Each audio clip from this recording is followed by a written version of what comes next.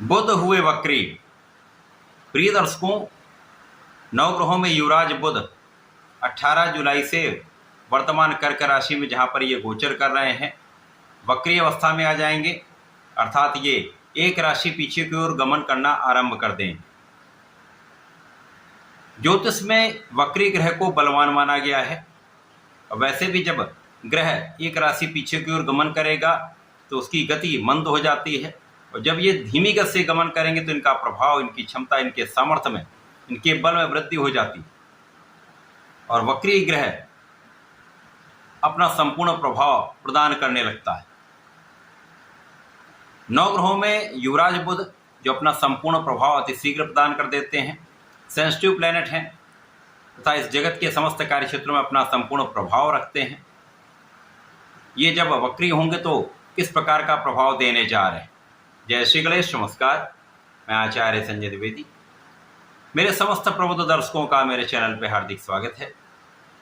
प्रिय दर्शकों, आज मैं सिंह राशि के लिए वक्री बुध के प्रभाव तथा इनके साथ सूर्यदेव का जो गोचर चल रहा है उसका किस प्रकार का प्रभाव सिंह राशि पर पड़ने वाला है, इस समय में किन किन भावों में वृद्धि होगी, इस समय का आप कैसे उपयोग कर पाएंगे, कितना लाभ आप ले पाएंगे, अथवा कहीं कोई अवरोध या समस्या है तो उसका क्या निराकरण, संपूर्ण विश्लेषण मैं पूर्ण तरीके के साथ करने जा। प्रिय दर्शकों, इस राशिफल को आप अपने लग्न तथा राशि दोनों के अनुसार देख सकते हैं। सिंह राशि सूर्यदेव की राशि है, जहां पर सूर्यदेव का 16 जुलाई से गोचर कर्क राशि में आरंभ हो चुका है। अब कर्क राशि में बुध के साथ इनका गोचर चल रहा है, जहां पर 18 जुलाई से बुध वक्री अवस्था में आ जाए, जिसके कारण वक्री बुध का सूर्य के साथ विशेष प्रभाव प्राप्त होगा।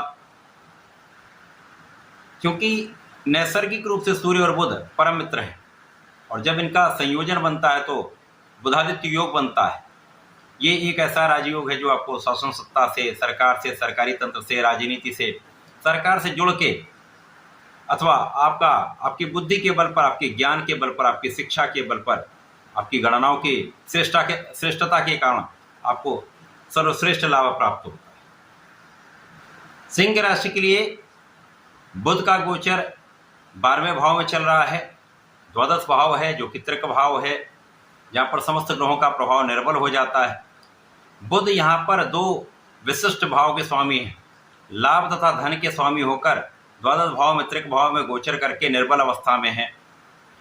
बुध जो नैसर्गिक रूप से सूर्यदेव के साथ मित्रवत भाव में होकर कर्क राशि में गोचर कर रहे हैं, सूर्य और बुध का योग बन चुका है, परंतु ये द्वादश भाव है।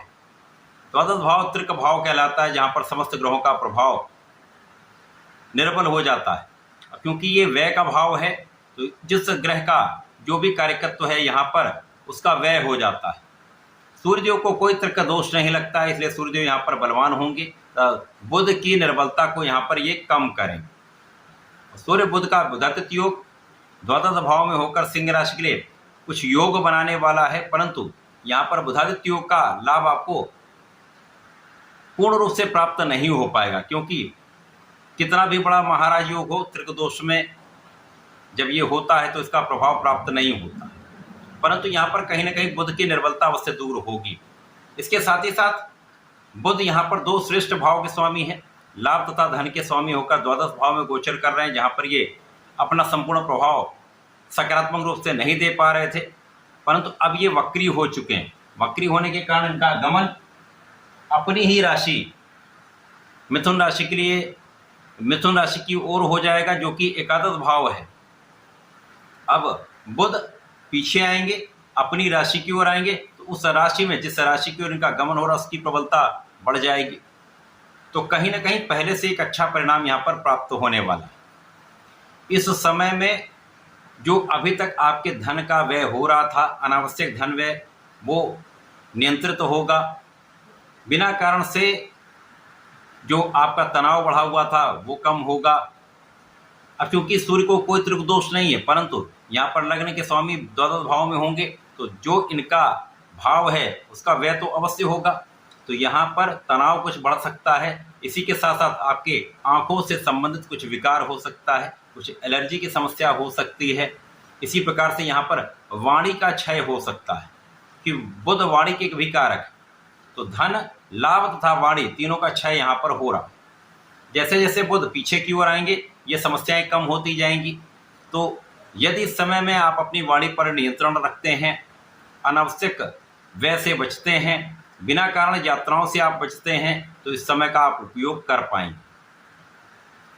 अब क्योंकि 11 अगस्त तक का समय है, यहाँ पर बुध सूर्य के साथ में ही होंगे, तो इस समय में जैसे जैसे बुध का ये वक्री काल आगे बढ़ेगा, आपके लाभ की मात्रा पहले से अधिक होना आरंभ हो जाएगी। आपके पास लाभ बढ़ेगा। यदि यहाँ पर आप सचेत रहे, सावधान रहे, तो समस्याएं भी कम होंगी, आप धन को बचा भी पाएंगे। इस समय में पारिवारिक भाव में वृद्धि होती है, परंतु यदि परिवार के बीच में आप संयोजन बनाकर चलेंगे तो ही यहाँ पर समस्याएं कम होंगी। परिवार के बीच में आपको बहुत संयमित रहना होगा। पारिवारिक संपत्ति से यदि आपको लाभ लेना है तो आपको बहुत नियंत्रित, बहुत सौम्य भाषा में आपको यहाँ पर रहना होगा। पिता का सहयोग प्राप्त होगा।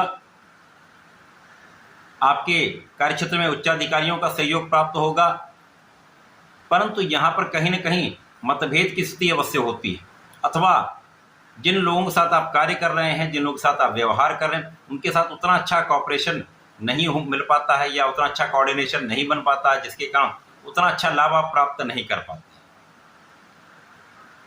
बुध का ये वक्री काल द्वादश भाव में है। इस वक्री काल में जो जातक ऋण लेने का प्रयास कर रहे हैं, उनके ऋण का जो काम है वो बन जाएगा। आपको ऋण आसानी से प्राप्त हो सकता है।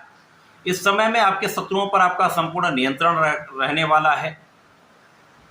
इस समय में कुछ छोटे मोटे रोग हो सकते हैं, मौसम के रोग हो सकते हैं, परंतु बहुत बड़ी समस्या यहाँ पर नहीं है।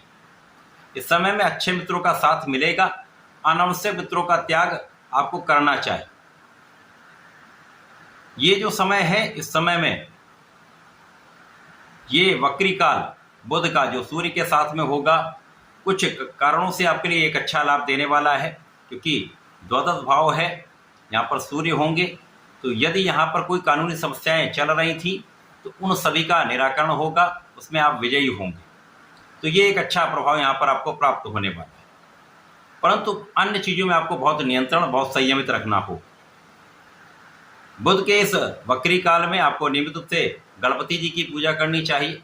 ओम गंग गणपतये नमः का एक माला का जप नित्य करना चाहिए तथा सूर्यदेव को जल देना चाहिए। ओम आदित्याय नमः का जप करते हुए यदि जल अर्पित करते तो विशेष लाभ आपको प्राप्त हो।